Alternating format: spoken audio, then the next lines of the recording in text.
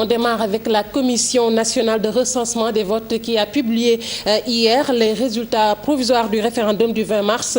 Le oui l'emporte avec 1 357 412 voix contre 807 255 voix pour le non. Cela avec un taux de participation de 38,26%. Écoutons à ce propos le premier président de la Cour d'appel de Dakar, le juge Demba Kandji. Il est au micro de Mambiram Diouf.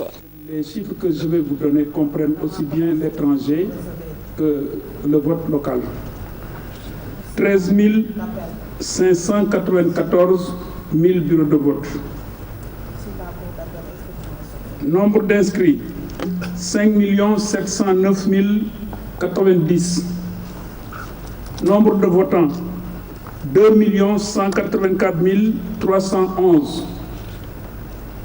Nombre d'enveloppes trouvées dans les urnes, 2 184 311. Nombre de bulletins nuls, 19 644. Nombre de suffrages valablement exprimés, 2 164 667. Ont obtenu courant du oui 1 357 412. Courant du non 807 255. Taux de participation 38,26%. Voilà pour ce qui était des résultats provisoires, à charge pour le Conseil constitutionnel à qui nous allons déférer nos délibérations, de les valider ou de les inclure. Le ministre de l'Intérieur donne le score des deux camps, 62,9% pour le oui, là où le non obtient 37,1%. Une sortie honteuse et catastrophique aux yeux de Rosner Ludovic, consultant en communication politique. Et selon le juriste maître Baba Diop, il n'y a rien d'illégal. Selon lui, l'administration a fait son bilan au lieu de proclamer des résultats, comme disent certains. Un reportage de Maïmouna Ndiaye.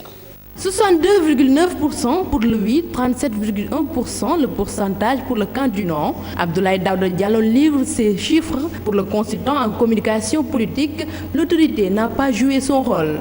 Le ministre de l'Intérieur organise les élections.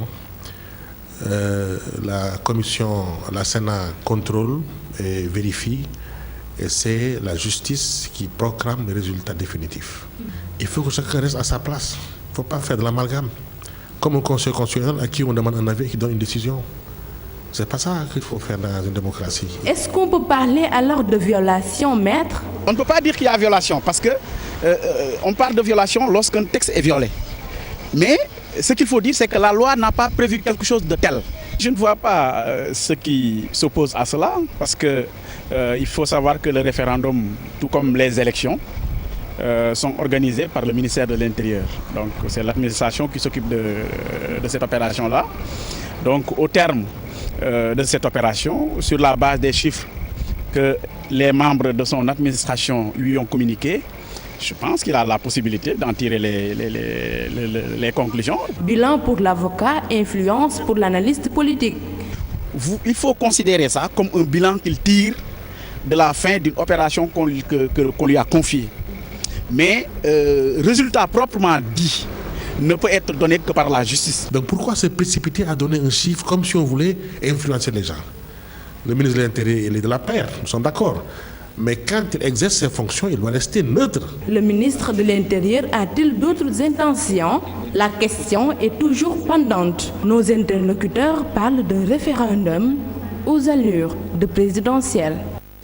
Maïmouna Ndiaye, le front des citoyens pour la refondation de la République persiste et signe. La Constitution est illégitime vu le nombre de Sénégalais, le nombre réduit de Sénégalais qui ont participé à cette consultation référendaire et le boycott surtout de la jeunesse. Il réclame la démission du ministre de l'Intérieur, mais surtout des concertations nationales autour de ce scrutin. Ce front faisait face à la presse hier, un compte rendu de Fatou Bintou Conté et de Diafaraba. Le Front des citoyens pour la refondation de la République juge illégitime la Constitution sénégalaise.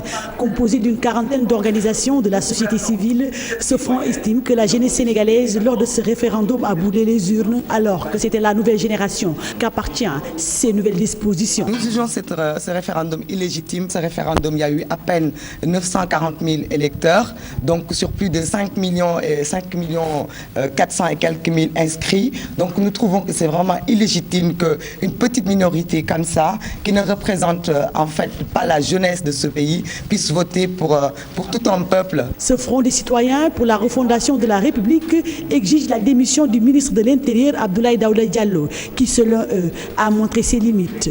Nous demandons sa démission parce que, encore une fois, pendant cette élection, il a montré ses limites, puisqu'il n'a pas été impartial. Il nous a même pas communiqué le fichier électoral. Il a organisé l'élection la plus floue et la plus opaque vraiment de l'histoire du Sénégal. Nous ne le disons pas parce que nous sommes contre lui. Nous le disons parce que nous voulons préserver l'équilibre de notre pays. Tant que ce ministre de l'Intérieur est là, nous disons qu'il n'y aura pas d'élection vraiment sereine dans ce pays. D'ailleurs, le professeur Malik Yaye réclame des concertations nationales autour de ce référendum après la proclamation des résultats définitifs. Société civile qui est là, le président de la République, et nous le mettons en garde solennellement contre toute tentative de coup de force sur coup de force. Nous voulons une concertation nationale.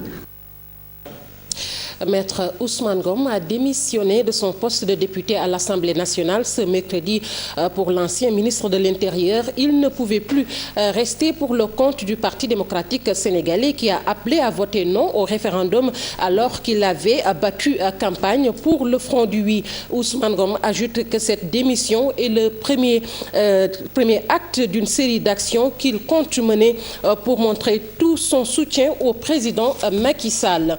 Et puis, face à la menace terroriste, les États renforcent leur sécurité. C'est le cas à l'aéroport Léopold Sédar Senghor de Dakar. Le directeur général de l'Agence des aéroports du Sénégal, ADS, annonce l'arrivée de nouveaux matériels pour renforcer la sécurité aéroportuaire. Un budget de 2 milliards a été dégagé à Aminata Mbaré Sow. Cette machine fait partie du lot de matériel destiné à la sécurité aéroportuaire. Un nouvel arrivage pour renforcer la sécurité au niveau de l'aéroport de Dakar. Avec l'appui du Premier ministre des Finances et de notre ministre de tutelle, nous allons acquérir sous peu d'autres équipements supplémentaires qui sont déjà arrivés. Nous avons espéré avant vendredi que ces équipements seront à l'aéroport pour être installés. Les assauts terroristes se multiplient mais ne se ressemblent point. La dernière en date, celui de l'aéroport de Bruxelles, dans la capitale sénégalaise. Les autorités maintiennent la garde. Avant même qu'il y ait ces menaces terroristes, il y a deux ans, nous avons acquis ce qu'on appelle des RX. C'est des équipements de détection des explosifs. Et c'est la dernière génération. Et nous faisons partie quand même des aéroports qui en disposent au niveau de l'Afrique. Il y a d'autres équipements qui sont aujourd'hui opérationnels au niveau de cet aéroport. Et avec l'aide des forces de sécurité, nous osons espérer, Inch'Allah, que tout se passe bien. En dépit de la collaboration avec les Américains, l'aéroport du Sénégal semble aujourd'hui outillé. Assurance du directeur général des ADS. Ce qu'il faut surtout retenir, comme l'a fait noter les gens de test, c'est les Américains qui s'occupent un peu de sûreté. L'aéroport international Léopold Sédar Senghor fait partie des aéroports les plus sécurisés en Afrique. Du fait de la sensibilité de la question, les agents de sécurité ne nous ont pas permis l'accès à certains lieux de l'aéroport, tels que la salle d'embarquement. Aminata Mbaré Sow, merci sport pour terminer. 32e de finale de la Coupe du Sénégal. La GEL de Rufisque crée la surprise en sortant l'AS Douane, championne du Sénégal en titre 1-0. Une victoire qui aiguise l'appétit du pensionnaire du National 1 dans la compétition. Reportage de Serge Sadibou Diarra, Cheikh Tidiane Dione. Le charme de la coupe agit au stade Demba Diop. Un petit poussé sort le grand. AGEL de Rufisque, pensionnaire du National 1, bat 1-0. L'AS Douane, actuel leader de la Ligue 1 au premier tour de la Coupe du Sénégal. Une réalisation signée Pape Ndoye, le résultat d'une stratégie bien mûrie par les Rufisquois. J'ai dit aux gosses de les attendre de jouer un bloc médian, c'est-à-dire défense de zone, et de profiter de nos rares occasions, de nos rares comptes qu'on va se créer pour leur marquer un but. Dieu a fait qu'on a réussi sur l'une des comptes, on a réussi à leur marquer un but. Je rends grâce à Dieu et je félicite mes joueurs. Dominatrice, l'AS Douanes a raté plusieurs occasions d'égaliser par manque d'adresse. Un péché qui réduit les espoirs des Gablous cette saison. Cette finition alors est comme une tare qui nous suit depuis un certain temps et sur laquelle nous travaillons. Nous pensons aussi que vous allez retrouver encore une bonne équipe de la Douane, une équipe efficace, mais qui n'est maintenant désormais que sur un tableau, le championnat. Quand on perd sur les deux, ça veut dire que nous avons le couteau à la gorge. Nous devons alors nous mobiliser davantage pour maintenant ce tableau qui nous reste, qu'on ait jusqu'au bout, c'est-à-dire gagner le championnat.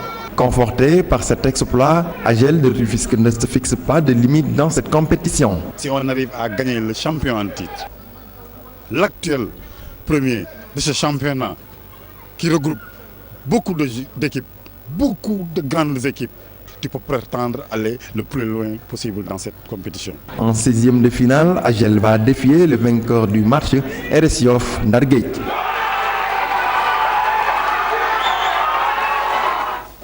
C'est tout pour ce bulletin d'information. Je vous retrouve dans quelques minutes pour la version en wolof.